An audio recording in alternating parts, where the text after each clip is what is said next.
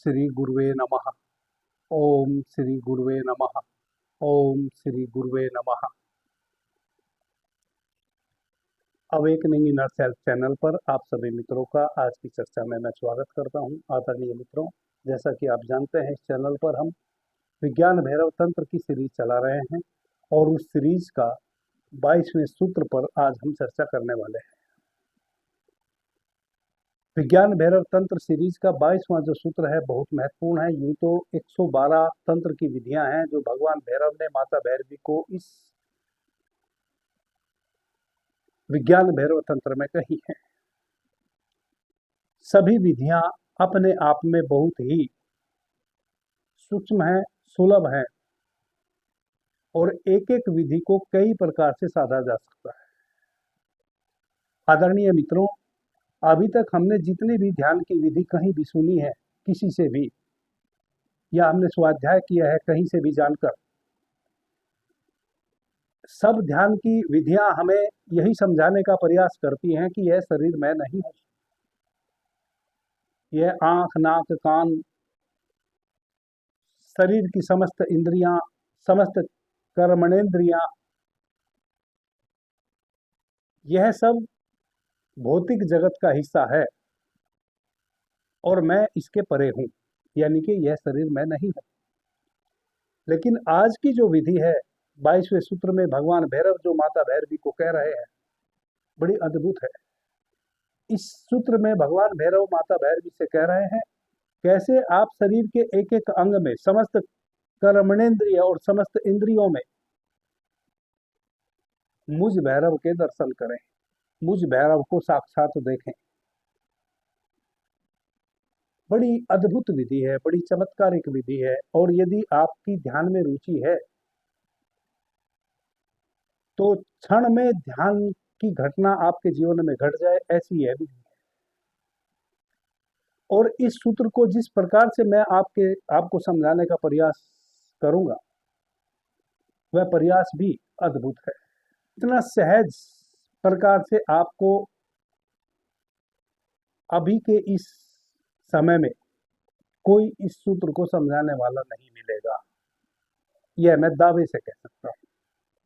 आदरणीय मित्रों, विज्ञान भैरव तंत्र के सूत्र नंबर 22 और श्लोक नंबर 42 में भगवान भैरव माता भैरवी को कह रहे हैं, तनुदेशे शून्यतेव क्षणा मात्रम विभावयेत निर्विकल्प निर्विकल्पो निर्विकल्प स्वरूप भाके।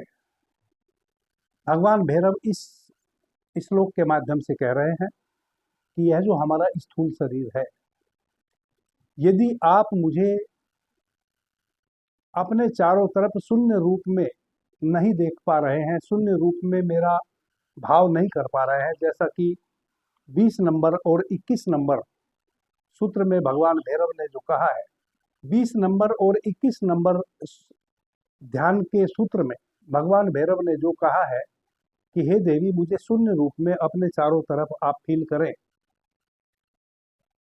यदि उस प्रकार से शून्य रूप में भगवान भैरव कहते हैं कि मुझे आप नहीं देख पा रहे हैं, नहीं महसूस कर पा रहे हैं, तो आपका जो यह देह है, आपका जो यह शरीर है, आपका जो यह तन है,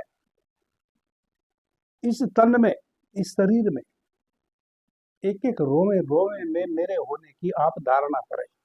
इस शरीर के एक एक अंग में, एक एक रोवे रोवे में, एक एक अणु अणु में आप मेरे उस शून्य स्वरूप की कल्पना करें। कैसे करें?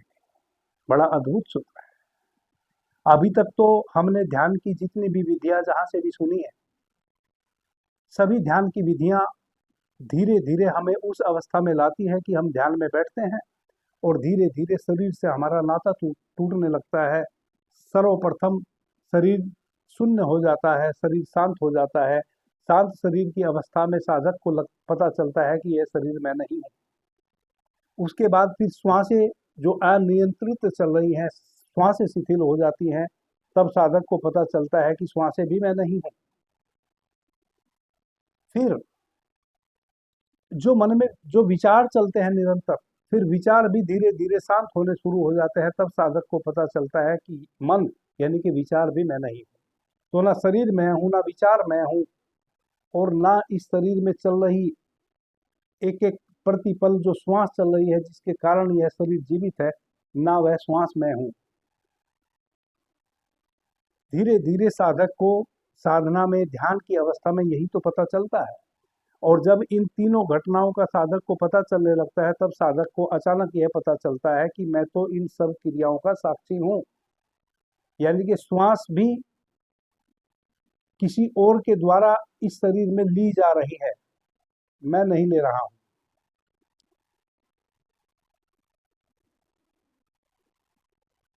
मैं तो श्वास जो ली जा रही है उसका भी साक्षी हूं, दृष्टा हूं, और जो विचार चल रहे हैं भीतर, उन विचारों का भी मैं दृष्टा हूं। और इस शरीर में किसी भी प्रकार की कोई क्रिया प्रतिक्रिया हो रही है उसका भी केवल मैं साक्षी हूं, दृष्टा हूं। सभी समस्त ध्यान की विधियां यही कहती हैं। चाहे आप ध्यान योग के माध्यम से अभ्यास करें, भक्ति योग के माध्यम से भी आप अभ्यास करेंगे तो भक्ति में पगते पगते एक दिन ध्यान की वैसी अवस्था आ जाएगी जब शरीर अलग रह जाएगा और आप अलग रह जाएंगे। जब एक भक्त नाचते गाते हुए इतना लिप्त हो जाता है प्रभु प्रेम में कि उसको शरीर का बोध ना बचे, तो वह गायन कर रहा है,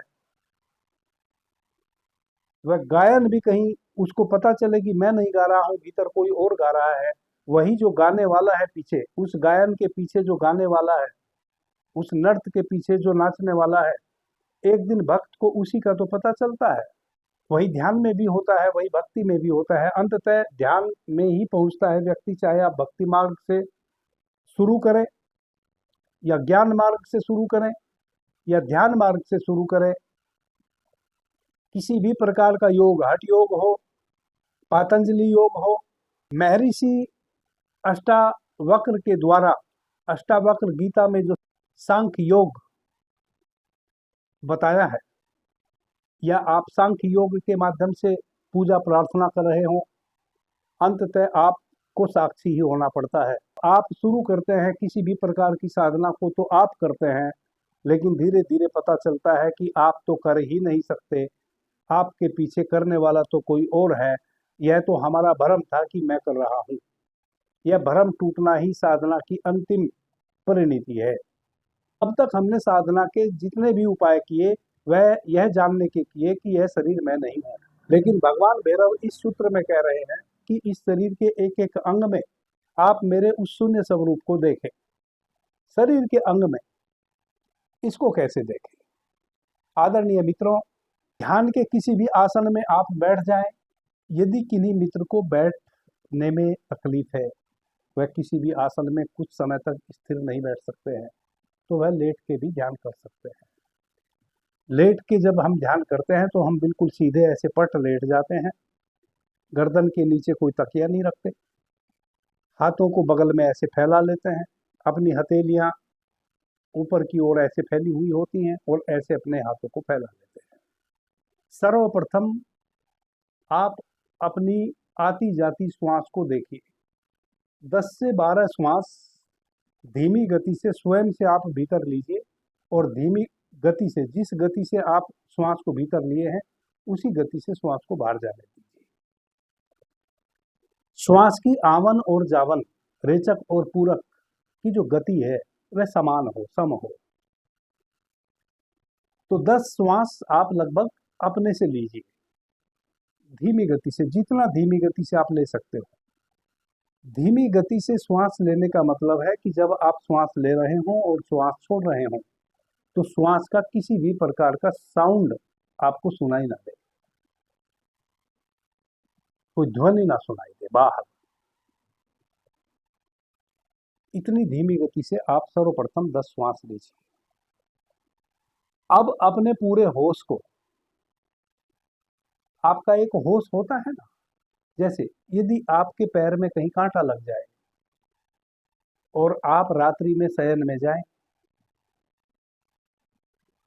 तो दिन भर तो आप घूमते रहे उस कांटे को लिए, लेकिन जैसे ही आप शयन में जाते हैं, रात्रि निद्रा अवस्था में जाते हैं, सोने जाते हैं अपने बिस्तर पे, और जैसे ही आपका मन थोड़ा शांत होता है, सोने की अवस्था में आप जाते हैं, तैसे ही आपके पैर में जहाँ कांटा लगा है वह रड़कना शुरू हो जाता है।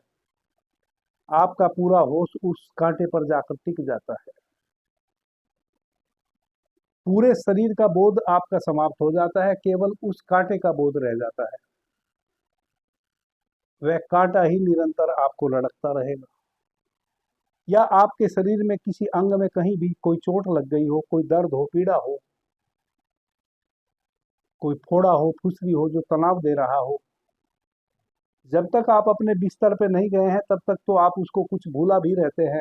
दूसरी चीजों में आप अपने होश को लगाए रखते हैं, दैनिक कार्यों में होश को लगाए रखते हैं। लेकिन जैसे ही रात्रि में अपनी सैया पर आप जाते हैं और थोड़ी सी शांति आपके भीतर अनुभव होती है, निद्रा आने आने को है, तैसे ही आपको जहाँ वह शरीर में पीड़ा है, आपका पूरा होश उस पीड़ा पर चला जाता है और वह पीड़ा बहुत बढ़ी हुई मालूम होने लगती है। इसको कहते हैं होश का उस स्थान पे चला जाना जहां आपको किसी भी प्रकार की पीड़ा है। तो अभी आपको कोई पीड़ा नहीं है, आपने 10 गहरी श्वास ली है, नाभि तक श्वास को जाने दिया है। अब अपने पूरे होश को अपने पैर के पंजे में लेके जाएं। आपका अंगूठा और चारों उंगलियां, पांचों उंगलियों को आप पूरे होश भर के देखें, अपने पूरे होश को वहां टिकाएं। देखें कि आपके पैर का पूरा पंजा, चारों उंगलियां और अंगूठा बिल्कुल शांत हो गए हैं, एकदम शांत हो गए हैं। 2 मिनट आप भाव करेंगे, मेरे पैर का अंगूठा और उंगलियां बिल्कुल शांत हो गए हैं, शांत हो गए हैं, शांत और निश्चल हो गए हैं। असीम शांति से मेरे पैर का पंजा भर गया है, कोई हलन चलन नहीं है, पूर्ण रूप से मेरे पैर का पंजा शांत हो गया है। आप इस भाव को, अपने पूरे होश को वहां टिकाए हुए इस भाव को बार बार करेंगे, मिनट 2 मिनट में आपके पैर का पंजा बिल्कुल शांत हो जाएगा। आप पैर की उंगलियां हिलाना चाहेंगे तो नहीं हिलेगी, अंगूठा हिलाना चाहेंगे तो नहीं हिलेगा। अब उस गहन शांत अवस्था में पैर के पंजे में आप देखें क्या हो रहा है। शांत हो गया। शांत होने का मतलब है शून्य हो गया। और भगवान भैरव अपने पूर्व के भी कई श्लोक में, 20 नंबर श्लोक में, 21 नंबर श्लोक में कहते हैं कि मैं तो शून्य स्वरूप हूं। जहां भी इस जगत में कहीं भी शून्यता है, वहां आप मुझ भैरव के दर्शन कर सकते हैं। उस स्थान पे मैं भैरव उपस्थित हूं। जब आपके पैरों का पंजा बिल्कुल शांत और शिथिल हो गया, तो भीतर पैर के पंजे में जो शांति आई है, जो एक शून्यता आई है, वह शून्यता में यदि आप प्रवेश कर जाएं, वह भगवान भैरव का लोक है। यदि पैर के पंजे से बात नहीं बनती है, थोड़ा ऊपर आए, आपके पूरे पैर, आपकी जंघा तक बिल्कुल शांत और शिथिल हो गए हैं। आप अब यह भाव करें, पंजे से लेकर और जंघा तक आपके पैर, दोनों पैर शांत और शिथिल हो गए हैं, शांत और शिथिल हो गए हैं, पैर शांत और शिथिल हो गए हैं। स्वयं को सजेशन दे, अपने पूरे होश को अपने पंजे से लेकर और अपनी जंघा तक पैरों में लेके आए। पंजों से ऊपर की तरफ अपने होश को धीरे धीरे लाए कि मेरे पंजे शांत और शिथिल हो गए हैं। अब मेरा पैर घुटनों तक शांत और शिथिल हो गया है। अब मेरे दोनों पैर मेरी जंघा तक शिथिल हो गए हैं। अब 2 मिनट यदि आप अपनी जंघा तक अपने पैरों के शिथिलीकरण का अभ्यास करेंगे, तो 2 मिनट में आपके दोनों पैर बिल्कुल शांत और शिथिल हो जाएंगे। वैसे शांत और शिथिल हो जाएंगे जैसे वह निर्जीव पड़े हों, जैसे उनमें कोई चेतना ही ना हो। बिल्कुल शांत और शिथिल हो जाएंगे, पहले ही दिन हो जाएंगे। आप इस अभ्यास को करके देखें, दोनों पैर बिल्कुल मर्त प्राय हो जाएंगे। अब उस मर्त प्राय अवस्था में आप देखें कि भीतर बिल्कुल शून्य छा गया है। वह जो शून्य है, जहाँ कोई हलन चलन नहीं, वह जो पैरों के भीतर एक शून्यता छाई है, उसकी कोई आकृति भी नहीं है, वह है निर्विकल्प निराकार। जो आपके पैरों के भीतर एक शून्यता है, जो शांति है, जो एक स्पेस बना है, जो एक खालीपन बना है, वह है भैरव का लोक। उसकी नहीं है भीतर कोई आकृति। आकृति थी आपके पैर की, लेकिन पैर के भीतर जो वह शून्यता है उसकी कोई आकृति नहीं है, उसका कोई विकल्प भी नहीं है, वह बिल्कुल शांत अवस्था है। वहां किसी भी प्रकार की कोई आकृति नहीं है, केवल एक शून्य है, एक स्पेस है बस।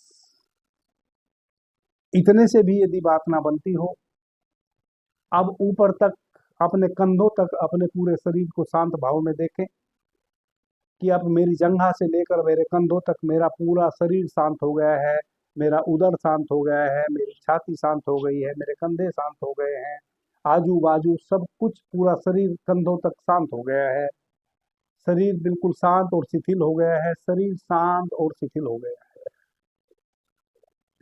इस प्रकार से शरीर कंधों तक आप अपने शरीर को शांत और शिथिल करें।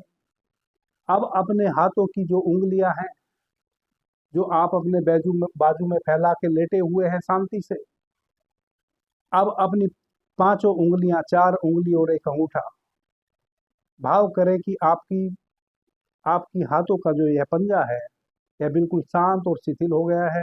उंगली आप हिलाना चाहते हैं तो भी नहीं हिल रही है। 2 मिनट में आपके हाथ शांत और शिथिल हो जाएंगे। उसके बाद कूहनी तक आप देखें कि आपके हाथ बिल्कुल शांत और शिथिल हो गए हैं। उसके बाद कंधे तक आपके हाथ शांत और शिथिल हो गए हैं। पूरा का पूरा शरीर गर्दन के नीचे, पंजे से लेकर और आपकी गर्दन तक पूरा शरीर आपका शांत और शिथिल हो गया है। पूरा शरीर शांत और शिथिल हो गया है, बिल्कुल निर्जीव जैसा हो गया है, बिल्कुल मर्त प्राय हो गया है। कोई हलचल नहीं है, कहीं कोई संवेदना नहीं है। इस प्रकार से 15 से 20 मिनट के भाव में आपका गर्दन तक पूरा शरीर शांत हो जाएगा। अब आप देखें कि आपकी श्वासें शांत और शिथिल हो गई हैं। आपकी श्वासें शांत और शिथिल हो गई हैं। आपकी श्वासें शांत और शिथिल हो गई हैं। आपकी श्वासें शांत और शिथिल हो गई हैं। आप पाएंगे कि श्वास की गति इतनी धीमी हो गई कि कब श्वास आई और कब श्वास गई आपको पता ही नहीं चल रहा है। इतनी गति धीमी हो गई है श्वासों की। यदि आप 5 मिनट तक सर्वप्रथम अपने शरीर को शांत करें, फिर 5 मिनट दूसरे चरण में आप अपनी श्वासों को शांत और शिथिल हो गई हैं, श्वासें शांत और शिथिल हो गई हैं, इस भाव से श्वासों की शांति का अनुभव करेंगे तो आपकी श्वासें इतनी शांत चित्त और स्थिर हो जाएंगी कि आपको पता ही नहीं चलेगा कि आपकी श्वासें चल रही हैं या नहीं चल रही है।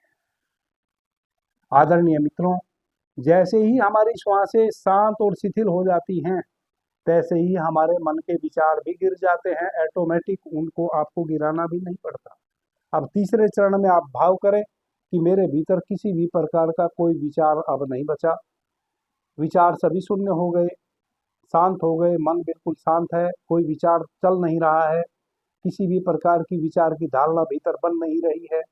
अब आपका विचार भी शांत हो गए, श्वास भी शांत हो गई और संपूर्ण शरीर भी शांत हो गया। अब आप अपने पूरे शरीर के एक एक अंग का भीतर अपने होश में अवलोकन करें। पंजे से लेके और पैर के पंजे से लेके और चोटी तक सब कुछ शांत और शिथिल है। इस शांत और शिथिल अवस्था में केवल एक शून्य बच गया और पीछे कुछ भी नहीं बचा। यह पूरा शरीर आपका एक शून्य हो गया। भगवान भैरव कहते हैं कि मैं तो हूं शून्य, मेरा तो नहीं है कोई आकार, मैं तो हूं निराकार, और मुझे जब भी देखा जा सकता है मेरे निराकार रूप में ही देखा जा सकता है। यदि मेरे उस निराकार स्वरूप को आपको देखना है तो आप साकार शरीर में मेरे उस निराकार स्वरूप को देखें। यह जो हमारा साकार शरीर है, इस साकार शरीर की इस शांत अवस्था में देखें कि एक शून्य मात्र मेरे शरीर में केवल बचा है। हृदय धड़क रहा है, श्वासें बहुत ही सूक्ष्म धीमी गति से चल रही हैं, मन में कोई विचार बचा नहीं, सब कुछ शांत और शिथिल हो गया। अब पीछे जो बचा वह एकमात्र शून्य बचा। ना कोई वहां सोचने वाला है, ना विचार करने वाला है, और जो भीतर बचा ना उसकी कोई आकृति है, ना उसका कोई स्वरूप है, केवल वह प्रकाश रूप में मेरे भीतर स्थित है। इस प्रकार से आप उस भगवान भैरव के शून्य स्वरूप को, जो केवल प्रकाश के रूप में आपको भीतर भासता है, जो केवल ऊर्जा के रूप में आपको भीतर भासता है, उसके समस्त शरीर में आप दर्शन कर लेंगे। आपके शरीर के एक एक अणु अणु में, रोवे रोवे में वही भगवान भैरव का सूक्ष्म और शून्य स्वरूप विराजमान है। बिना भगवान भैरव के उस शून्य रूप के, जब तक भगवान भैरव शून्य रूप में इस शरीर में नहीं है, तब तक इस शरीर में ना ब्लड का सर्कुलेशन हो सकता है, ना इस शरीर में किसी भी प्रकार की संवेदना हो सकती है। आदरणीय मित्रों, जैसा कि पीछे भी मैंने कहा है कि एक चेतन स्वरूप, एक चेतन तत्व, शून्य स्वरूप हमारे भीतर चेतना रूपी भैरव, कहे कि परमात्मा, कहे कि शिव, या कहे आत्मा, इस शरीर में विराजमान है। और यह शरीर उस आत्मा की शक्ति है। इस शरीर के माध्यम से, इस शरीर की एक एक भाव भंगिमा के माध्यम से वह आत्मा अपने को अभिव्यक्त करती है। आंखों के माध्यम से वह बाहर देखती है, कानों के माध्यम से भीतर सुनती है, जिह्वा के माध्यम से स्वाद लेती है, नासिका के माध्यम से सुगंध या दुर्गंध का अनुभव करती है। एक एक शरीर का अंग प्रत्यंग उसकी अभिव्यक्ति है। किसकी? जब हमारा पूरा शरीर शून्य अवस्था में इस प्रकार से हो जाता है, तो आप पाएंगे कि एक शून्य खाली पीछे बचा, वही है आपका स्वरूप, वही है आपकी चेतना, वही है आपकी आत्मा, वही है भैरव का लोक, वही है शिव का लोक, वही है राम।